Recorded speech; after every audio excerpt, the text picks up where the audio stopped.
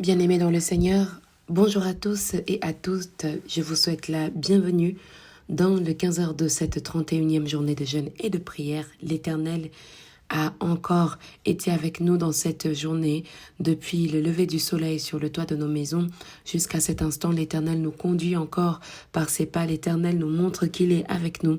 L'Éternel nous montre qu'il nous soutient et nous bénissons son saint nom pour toutes les grâces, toutes les merveilles qu'il nous accorde à travers sa parole, à travers ses enseignements, à travers sa présence également. L'Éternel est Dieu et il nous accueille dans cette 31e journée depuis le 6h, depuis le 9h, dans lequel nous avons pu chanter, célébrer, parcourir et maintenant jusqu'au 15h. Est-ce que quelqu'un a soif?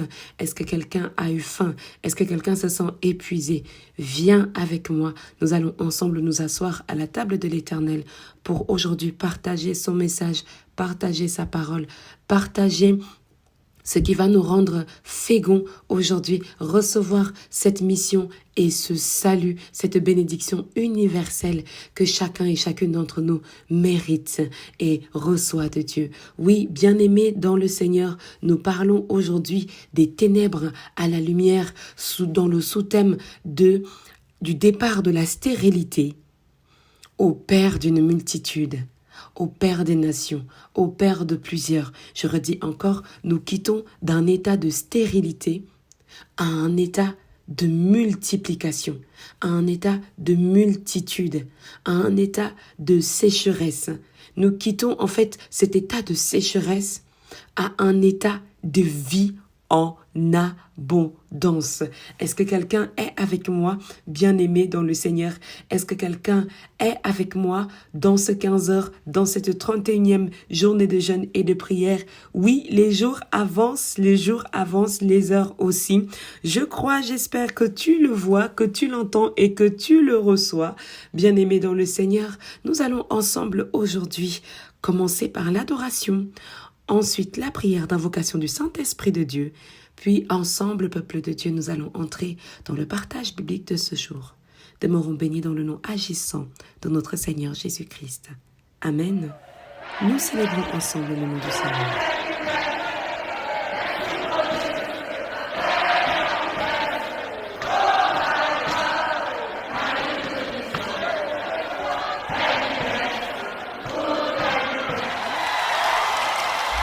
You are looking for the evidence of the baby where Papa don't bless. Look no further, look at me rather. Evidence, full everywhere. Evidence, full everywhere. Testimonies, they everywhere. Oh my God, now you do this one. Evidence, full everywhere. My testimony be like light. The God that sees me, the way you manifest yourself, I cannot explain it. Nobody can explain it. Oh, the kind of thing we see, not only you fit do, you are consistent in your ways. Waiting you talk, now waiting you they do. Every day you they shock me. Something to talk about. Testimony not gonna finish for my mouth. We're looking for the evidence of the baby where Baba don't bless. Look no further, look at me rather. Evidence, full everywhere. Evidence, full everywhere. Testimonies.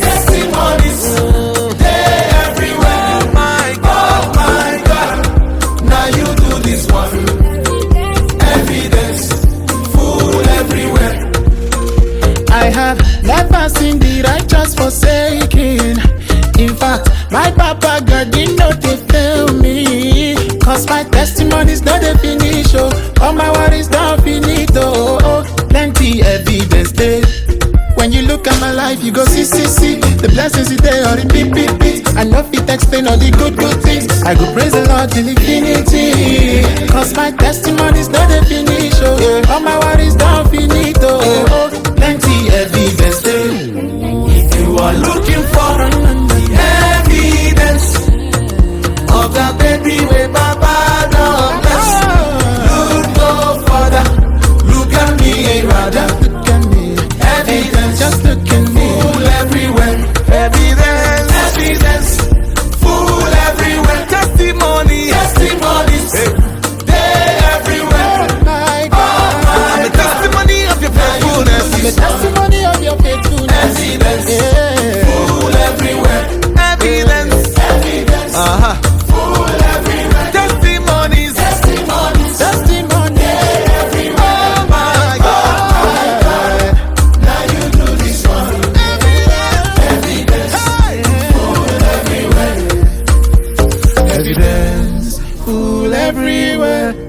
testimonies, they everywhere. Oh my God, now you do this one. Evidence full everywhere. Amen, amen, amen. Bien-aimés dans le Seigneur, nous allons maintenant entrer dans la prière de l'invocation du Saint-Esprit de Dieu au milieu de son peuple. Nous prions. Seigneur notre Dieu, notre bon Père, nous te célébrons, nous te disons infiniment merci. Nous te rendons des actions de grâce, Père, de tout ce que tu ne cesses d'accomplir pour ton peuple que nous sommes. Merci, Seigneur, parce que depuis les 6 heures du matin et dans toutes les stations de ce temps de jeûne, tu nous conduis, tu nous tiens la main, tu ne nous lâches pas. Tu nous aides à avancer, tu nous aides à tenir bon et à te faire confiance. Seigneur notre Dieu, merci. Merci d'envoyer sur nous ta présence, la manifestation de ta puissance, ton esprit de vie, de vérité, de révélation, de connaissance. Merci de ce que le sang de Jésus nous localise et nous libère de toute forme d'emprise qui nous empêche de nous approcher de toi. Merci de ce que, Père, ta parole fait corps en nous, elle existe en nous, elle résonne en nous et elle nous permet de devenir des hommes et des femmes de foi qui peuvent maintenant tenir la main des uns et des autres. Merci d'éloigner de nous toute distraction, de nous donner cette capacité de nous mettre dans une disposition parfaite et convenable pour entrer dans ta présence. Seigneur, c'est toi qui es maître de toutes choses. Viens parler à ton peuple en ce temps. Viens nous diriger, viens nous conduire, viens nous instruire. Dans le nom agissant et œuvrant de notre Seigneur Jésus-Christ, que nous t'avons ensemble invoqué. Amen, amen, amen. Bien-aimés dans le Seigneur, comme nous l'avons dit aujourd'hui, nous partons d'un état de sécheresse ou d'un état de pauvreté, d'un état de stérilité, d'un état de très peu de moyens, disons-le comme ça, à un état d'abondance, à un état de peur d'une multitude, à un état de grâce. Et dans ces ténèbres, à cette lumière, bien-aimé dans le Seigneur, je veux que tu saches qu'il y a un chemin à faire. Ce n'est pas juste que tu es porté et que tu es placé de l'autre côté du yang ou du yin, mais j'aimerais que tu prennes conscience qu'il y a un chemin à faire, il y a un effort à faire, que cet effort soit physique, que cet effort soit dans la prière, mais il y a un effort, un cheminement que nous devons faire pour aller vers la lumière. La lumière, bien-aimée dans le Seigneur, on s'attend toujours à ce qu'elle vienne nous trouver chez nous parce que nous estimons que nous avons déjà assez fait dans notre vie, nous estimons que notre âge est déjà assez avancé, nous estimons que nous n'avons plus d'efforts à faire, alors nous croisons les bras, nous ne réveillons plus notre esprit à certaines choses et nous nous asseyons dans le sens où Dieu a dit dans sa parole, alors il est obligé également de l'accomplir sur moi. Je sais que Dieu a dit dans sa parole et il le dit encore aujourd'hui. Mais il y a un effort que chacun d'entre nous doit faire pour que l'accomplissement de la parole de Dieu s'accomplisse également sur nous, sur nos vies, sur la vie de nos enfants. On ne peut pas s'asseoir uniquement et dire Dieu, tu as dit. Il y a un cheminement vers cette parole. Il y a un cheminement vers ce dire. Il y a un cheminement vers cette promesse qui doit s'accomplir pour toi. Cette promesse qui est aujourd'hui pour toi est une promesse de lumière, est une promesse d'abondance, est une promesse de vie. J'aimerais que tu prennes conscience de cela. Nous parlerons de deux histoires aujourd'hui. La première histoire va se trouver dans le livre de Genèse, l'histoire de Abraham et de son épouse Sarah. Et nous parlerons aussi dans le Nouveau Testament selon la volonté de Dieu. Est-ce que nous pouvons ensemble déjà lire ces quelques passages? Nous n'allons pas lire tout forcément dans l'ordre parce qu'il y a beaucoup de passages, mais je vais essayer de mon mieux de toucher les points qui peuvent nous interpeller dans la prise de conscience de cet état de stérilité à cet état d'abondance ou de multitude. Je lirai d'abord Genèse chapitre 11, versets 29 à 32, tout simplement. La Bible dit, Abraham et Nachor prirent des femmes. Le nom de la femme d'Abraham était Saraï. Le nom de la femme de Nachor était Milka, fille d'Aaron, père de Milca et père de Gisca. Saraï était stérile, elle n'avait point d'enfant. Térach prit Abraham, son fils, et Lot, fils d'Aaron, fils de son fils, et Saraï, sa belle-fille, femme d'Abraham, son fils. Ils sortirent ensemble d'Ur, en Chaldée, pour aller au pays de Canaan. Ils vinrent jusqu'à Charan, et ils y habitèrent. Les jours de Térach furent de 205 ans, et Térach mourut à Charan. Donc on a ici le contexte, le nombre de personnages dans cette courte péricope. Il y a plusieurs personnages, plusieurs hommes, plusieurs femmes. Abraham, Nachor, Térach, Haran, il y a les filles Milca, Saraï, Gisca, etc., etc. Maintenant, il y a dans le verset 30 une information qui est importante qui nous est donnée. Cette information est que la femme d'Abraham, elle était stérile, c'est-à-dire qu'elle n'avait point d'enfant. La stérilité est en réalité du coup l'incapacité d'une femme ou d'un couple à concevoir naturellement. Ne pas la confondre avec l'infertilité, qui est un terme plus large. Ce terme peut s'appliquer à des causes temporaires ou permanentes et se caractérise par l'incapacité à mener une grossesse à terme, même après plusieurs tentatives. Est-ce que quelqu'un comprend? La stérilité est l'incapacité de concevoir. L'infertilité est justement cette incapacité à mener une grossesse à terme. Ça veut dire que l'enfant entre, mais ça n'aboutit pas. Maintenant, la stérilité, elle ne permet même pas que tu puisses concevoir naturellement un enfant. Donner vie à un enfant, donner vie à une existence. Cette stérilité, je ne sais pas, mais bien aimé dans le Seigneur, pour moi, j'ai l'impression que cette stérilité gagne du terrain dans la vie des hommes, des femmes qui ont la foi en Jésus-Christ, qui ont la foi en Dieu. Elle gagne du terrain parce qu'elle ne devient plus non seulement pour les femmes, dans le sens où elle ne peut pas concevoir, mais cette stérilité devient financière, elle devient spirituelle, elle entre même dans les pensées, elle brise les motivations, elle brise les rêves, l'incapacité à produire, à concevoir une idée, l'incapacité même de pouvoir parler, cette stérilité nous envahit de plus en plus, même lorsque nous mangeons des aliments aujourd'hui. Parfois, dans certains aliments, il n'y a pas de graines, il n'y a pas de noyaux, il n'y a pas, en fait, le cœur du fruit, le cœur de la chose. Un aliment qui n'a pas de quoi pouvoir produire d'autres aliments, d'autres raisins, d'autres oranges, d'autres mandarines, etc., etc. Nous ingurgitons, bien-aimés dans le Seigneur, des aliments qui n'ont pas de quoi concevoir.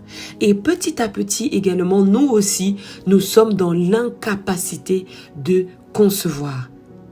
Nous sommes dans cet état de stérilité, l'incapacité de produire quelque chose. J'aimerais que nous parlions d'abord de cet état d'incapacité, de produire. La stérilité du chrétien, la stérilité de l'homme ou de la femme qui prie, la stérilité des groupes de prière, c'est-à-dire vous priez depuis 1 an, 2 ans, 3 ans, mais ce groupe de prière n'arrive à produire aucun fruit. Ce groupe de prière est complètement fade. Ce groupe de prière n'arrive pas à donner naissance à des témoignages. Ce groupe de prière n'arrive pas à donner naissance à quelque chose dans la vie de quelqu'un. Il y a cette stérilité spirituelle qui nous empêche de donner vie, de donner naissance à des témoignages qui doivent opérer dans notre vie. Il y en a qui vont me dire, oui, je ne prie pas forcément pour obtenir des témoignages. Mais ce n'est pas tous les témoignages qui sont pareils. Ce n'est pas tous les témoignages qui sont les mêmes. Mais lorsque nous prions, Et lorsque nous sommes dans la véritable présence de Dieu, nous recevons un témoignage, nous recevons une réponse, nous recevons un retour de Dieu, nous recevons un passage biblique, un chant, une adoration et même une révélation, un songe. Nous recevons d'une manière ou d'une autre des témoignages lorsque nous prions. Ce ne sont pas tous les témoignages qui sont dans l'ordre de recouvrer la vue, ce ne sont pas tous les témoignages qui sont pareils. Mais lorsque nous entrons dans le contact avec Dieu, ce contact produit du fruit. Ce contact conçoit quelque chose. Est-ce que quelqu'un me suit? Est-ce que quelqu'un est avec moi? Je voudrais, avant de continuer dans la dimension de Père d'une multitude, j'aimerais parler avec toi de cet évangile ou de ce miracle de la multiplication des pains pour 5000 hommes, sans compter les femmes et les enfants. Et pour cela, bien-aimés dans le Seigneur, je vais nous amener dans l'évangile de Matthieu au chapitre 14. Est-ce que nous pouvons ouvrir ensemble Matthieu chapitre 14? Et pour ceux qui le veulent, vous pouvez également ouvrir dans le livre de Marc, Marc dans le chapitre 6 et aussi dans l'évangile de Luc dans son chapitre 9, bien-aimés dans le Seigneur. Mais nous partageons aujourd'hui dans la version de l'évangile de Matthieu, chapitre 14. Nous allons lire du verset 13 au verset 21. À cette nouvelle, Jésus partit de là dans une barque pour se retirer à l'écart, dans un lieu désert. Et la foule, l'ayant su, sortit des villes et le suivit à pied. Quand il sortit de la barque, il vit une grande foule et fut ému de compassion pour elle. Et il guérit les malades. Le soir étant venu, les disciples s'approchèrent de lui et dirent : « Ce lieu est désert et l'heure est déjà avancée.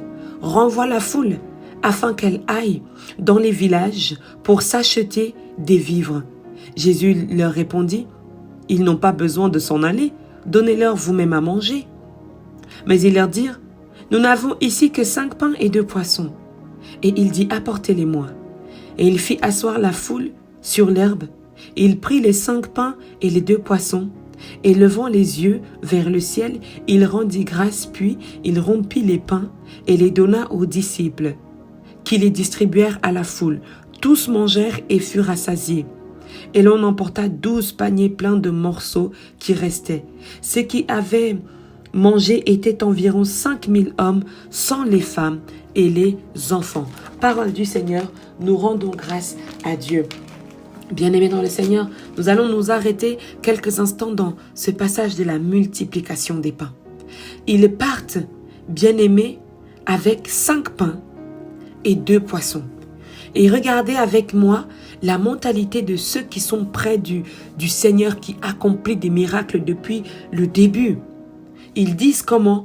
Renvoie la foule. Renvoie-les. Ils ne disent pas : Seigneur, voici ce que nous avons. Comment pouvons-nous partager ceci entre tous? Ils disent : renvoie la foule. Nous n'avons pas de quoi les nourrir. Parfois, dans l'état de stérilité, nous devenons radins. Nous devenons chiches. Nous devenons en fait même avares. Nous n'avons plus envie de partager. Nous voulons uniquement garder pour nous. Le peu qui nous reste, nous ne voulons plus le dépenser. Et même dans cet état de stérilité ou de manque de moyens, nous n'avons pas la possibilité ou nous n'avons pas la pensée justement d'aller dire à Dieu : voici ce que nous avons, voici ce que nous sommes, voici l'état de la situation. Nous allons partager ce pain.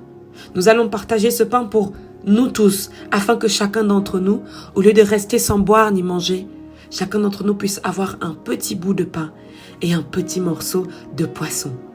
Non, il n'y a pas ça. Il y a le « je préfère me détourner de ce chemin ». Il y a le « je préfère changer de côté ». Il y a le « je préfère, vu que moi je suis stérile, que tu puisses aller vers quelqu'un d'autre ».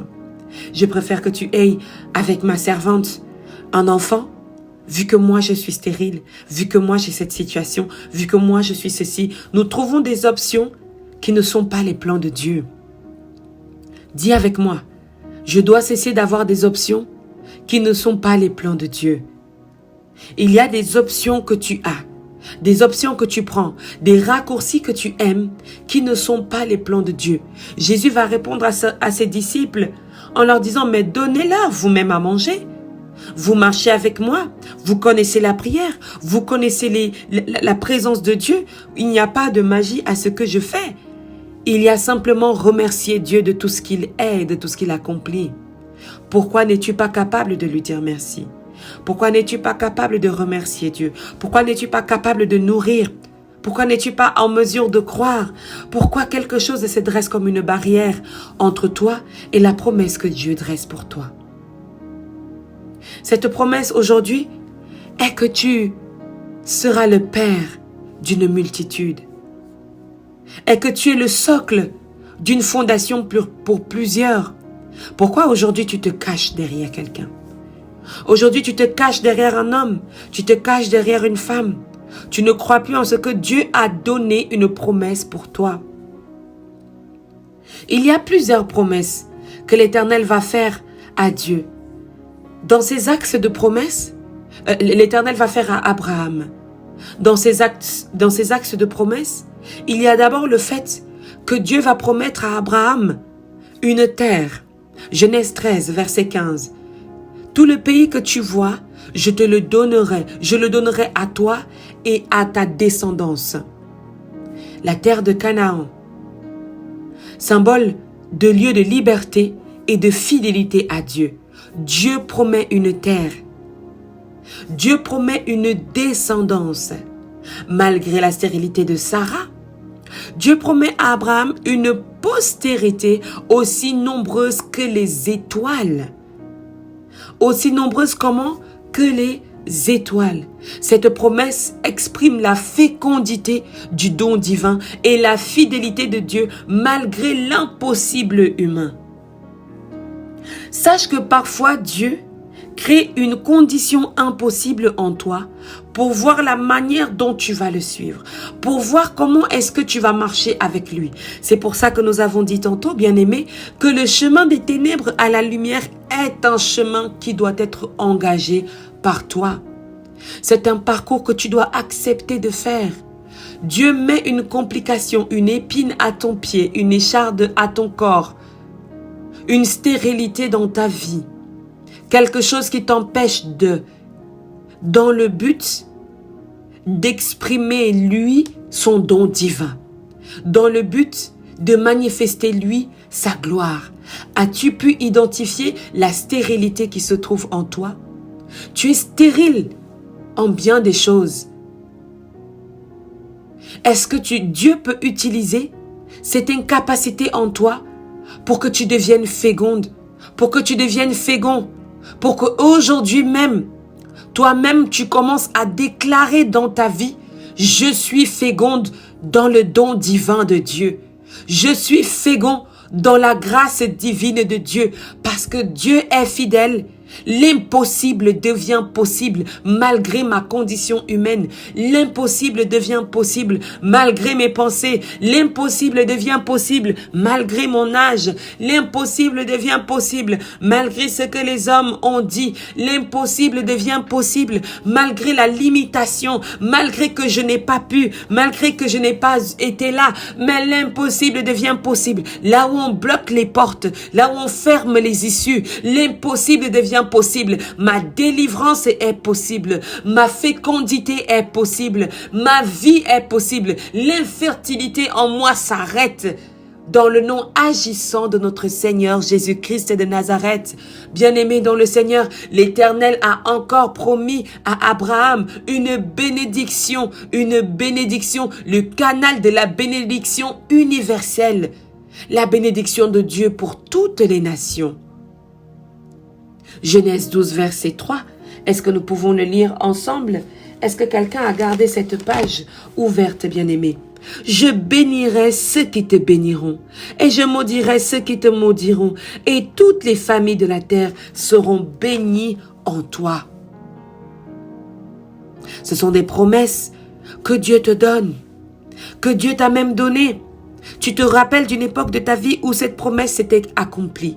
Tu te rappelles d'une époque de ta vie, dans ta jeunesse, je ne sais pas quel âge tu as, mais tu te rappelles de cette bénédiction que Dieu t'a donnée. Mais aujourd'hui, tu as l'impression que cela est en train de basculer. Tu as l'impression que, dis donc, ta bénédiction tarit. Dis donc, l'abondance est en train de devenir sèche. Je voudrais être cette voix qui arrête ce processus de sécheresse dans ta vie. Je voudrais être cette voix qui arrête ce processus de limitation dans ta maison. Je voudrais être cette voix qui arrête ce processus de malédiction dans ta vie, dans ta maison, dans ta famille, dans la vie de tes enfants. L'Éternel a béni toutes les familles de la terre à travers Abraham. Sarah était stérile, mais Dieu avait déjà donné plus qu'un enfant à ce foyer, à ce couple. Regarde à ce que Dieu t'appelle, ne regarde pas à tes conditions physiques. Ne regarde pas à tes conditions physiques. Ne regarde pas à la limitation de ta parole. Ne regarde pas à la limitation de ton être. Regarde à ce que Dieu t'appelle. Laisse les raccourcis de Sarah. Laisse les raccourcis vers Ismaël. Regarde à Dieu. Dieu a un très grand travail à accomplir avec toi. Dieu a une très grande mission à accomplir avec toi. Demande à Dieu aujourd'hui, accomplis cette mission. Ne regarde pas mon âge, Seigneur. Ne regarde pas les paroles de ma bouche, Seigneur. Mais accomplis cette mission. Multiplie, que le don de la multiplication vienne sur toi. Que le don de la multiplication entre dans tes finances. Le don de la multiplication entre même au sein de ton ministère. Le don de la multiplication entre lorsque tu pries, que cela impacte les familles, que cela porte du fruit, que cela ouvre les portes dans le nom agissant de notre Seigneur Jésus-Christ. Aujourd'hui, tu es marié avec ta femme, tu es épouse d'un homme charmant, merveilleux. Ça fait 10 ans, 15 ans, 20 ans de mariage et vous n'avez pas d'enfant. Tandis que ceux qui ne sont pas mariés produisent des enfants. Tandis que ceux qui ne sont pas mariés dans une situation sentimentale de couple stable, c'est une usine à production d'enfants. Alors peut-être que tu te lamentes chez toi. Tu t'épuises, tu pleures, tu dis mais Seigneur, j'ai tout fait comme tu m'as demandé. Oh, j'entends la voix d'un homme qui est en train de se dire Seigneur, j'ai tout fait comme tu m'as demandé. Pourquoi n'exauces-tu pas ma prière? Pourquoi n'exauces-tu pas ma prière? J'aimerais dire que l'Éternel a déjà exaucé ta prière. Toi, continue d'avancer sur le chemin de son œuvre. L'Éternel a déjà exaucé ta prière. Tu es le Père d'une multitude. Tu as des familles qui doivent être bénies par toi. Tu as des vies qui doivent être changées par toi. Tu as une foi qui peut impacter des nations. Tu es une femme bénie. Tu es une femme bénie. Je voudrais maintenant toucher le cœur de quelqu'un qui marche orgueilleusement dans sa bénédiction. Lorsqu'on dit oui, est-ce que tu peux bénir ta fille? Tu commences par parler de ta bénédiction à toi. Je ne voudrais pas que tu sois dans cette optique. Je voudrais que tu penses à donner, pas à garder. Revenons avec moi dans l'évangile de Matthieu, dans cette multiplication des pains. Est-ce que tu es toujours dans le chapitre 14 que nous avons partagé tout à l'heure? Les disciples vont dire à Jésus de renvoyer la foule. L'heure est déjà avancée. Il n'y a rien ici. Renvoie la foule. Parce que nous ne pouvons pas les nourrir. Une façon de garder les 5 pains et les 2 poissons rien que pour eux. Je voudrais dire à une mère, à un frère, à un père, à une sœur, etc., que quand il s'agit de bénir ta fille, ne regarde pas d'abord qu'il te reste 5 pains et 2 morceaux de poisson. Ne regarde pas d'abord que c'est avec toi que Dieu a commencé. J'aimerais que tu aies ce langage qui dit, si tu dois bénir ta fille, si tu dois bénir quelqu'un, si tu dois donner, Laisse les éloges que Dieu t'a d'abord donnés à toi. Laisse-nous ces éloges-là. Donne à ton enfant. Même crée ce que tu dois donner comme bénédiction. Crée cette multitude. Crée la multiplication. Ne regarde pas que tu es devant 5000 hommes, 5000 femmes. Ne regarde pas la situation de l'élévation de ta propre personne. Donne. Ce n'est pas Abraham qui s'est élevé lui-même. C'est Dieu qui l'a élevé. Ne te lève pas toi-même. Ne marche pas dans la rue comme maintenant étant le père d'une multitude. Laisse Dieu opérer cette transformation avec toi et toi continue de marcher.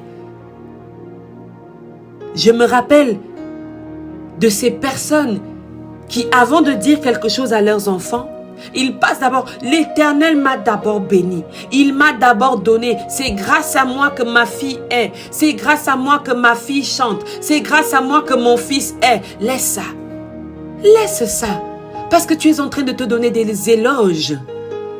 Au lieu de donner les éloges à Dieu, qui est en train d'opérer dans ta famille. Béni, il te reste 5 pains et 2 poissons.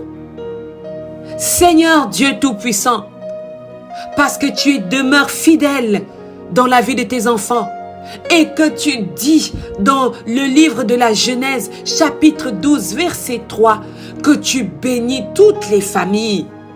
Alors, dans ta bénédiction et ta grâce, viens encore opérer dans la vie de ta fille. Viens encore opérer dans la vie de ton fils. Viens encore opérer dans la vie de ce frère. Viens encore opérer dans la vie de ce ministère. Laisse Dieu t'élever au Père d'une multitude. Laisse Dieu t'élever au Père de Jésus. Regardez avec moi Joseph. Nous n'avons même pas de nouvelles de Joseph. Dieu l'a utilisé dans son humilité.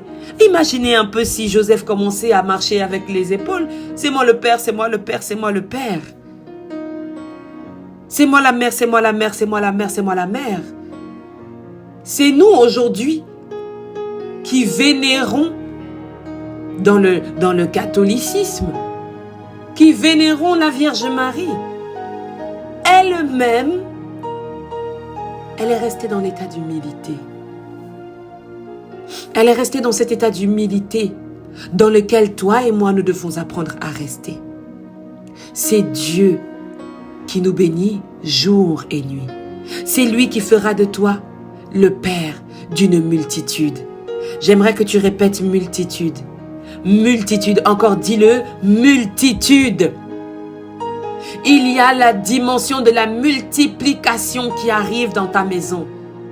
La dimension de la multiplication qui arrive dans ton foyer. Tu n'auras pas 1, tu auras 2, 4, 6, des jumeaux que te donnera ta femme.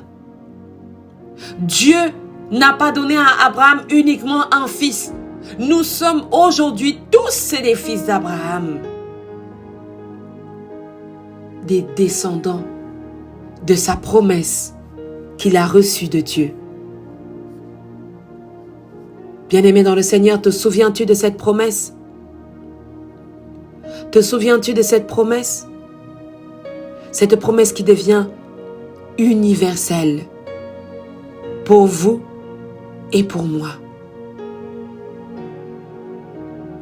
Si vous appartenez au Christ, nous dira Galates chapitre 3, verset 29, si vous appartenez au Christ, vous êtes donc descendants d'Abraham, héritiers selon la promesse. Promesse de terre, promesse de descendance, promesse de bénédiction, le salut offert à tous. Est-ce que quelqu'un me reçoit aujourd'hui? Tu changes d'état. Dis avec moi, je reçois ma promesse de changement d'état. Dans ma maison, il n'y aura plus 5 pains et 2 poissons. Mais il y aura de quoi nourrir 5000 hommes. Il y aura de quoi nourrir 5000 femmes. Il y aura de quoi nourrir 5000 enfants. Il y aura de quoi nourrir Dieu me donne suffisamment pour que je puisse nourrir. Dieu me donne suffisamment pour que je puisse venir en aide. Dieu me donne suffisamment pour que je puisse être cette lumière qui brille, qui brille, qui brille, qui brille et qui chasse les ténèbres. Dieu me donne suffisamment de quoi vivre, de quoi nourrir ceux qui sont autour de moi. Aujourd'hui, je prie que dans ce temps du pain quotidien, ce vêtement puisse changer de couleur, puisse changer de genre, puisse changer de quantité. Est-ce que quelqu'un me comprend? Quitte de l'état de faiblesse, quitte de l'état de fertilité, deviens cet homme fertile. D'infertilité, deviens cet homme fertile. Et chasse l'état de stérilité en toi, dans ta maison, dans ta famille, dans ce ministère. Et que cette bénédiction universelle qui nous a été promise en Jésus-Christ soit accomplie aujourd'hui. Est-ce que je peux dire Amen avec toi dans le nom agissant et œuvrant de notre Seigneur Jésus-Christ? Amen, amen, amen. Je prie, bien-aimé dans le Seigneur, que tu reçoives aujourd'hui le pain quotidien de ce jour et que dès maintenant, tu commences à proclamer dans ta maison la multitude.